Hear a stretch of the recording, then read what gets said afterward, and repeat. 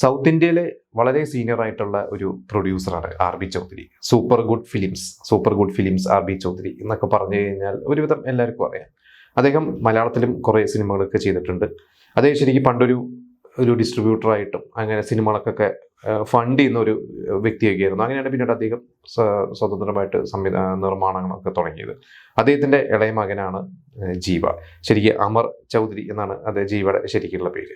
ഒരു child artist ആയിട്ടാണ് ജീവയുടെ ഒരു സിനിമാ അഭിനയമൊക്കെ തുടങ്ങുന്നത്. അത് കഴിഞ്ഞിട്ട് ആസിയായി എന്ന് പറയുന്ന ഒരു സിനിമയിലൂടെയാണ് അന്ന് നായകനായിട്ട് വലുതായ ശേഷം നായകനായിട്ട് ഇൻട്രൊഡ്യൂസ് ചെയ്യുന്നത്. അത് അത്യാവശ്യം ശ്രദ്ധിക്കപ്പെട്ടൊരു സിനിമയായിരുന്നു. അത് കഴിഞ്ഞിട്ട് റാം എന്ന് പറയുന്ന ഒരു സിനിമ അമീർ സംവിധാനം ചെയ്ത്, നമ്മുടെ പരുത്തിവീരനൊക്കെ ചെയ്ത അമീർ സംവിധാനം ചെയ്ത റാമാണ് ശരിക്ക് ജീവനെ ഒരു നടൻ എന്ന രീതിയിൽ എന്താ പറയുക ഒരു സ്പേസ് ഉണ്ടാക്കി കൊടുത്തത്.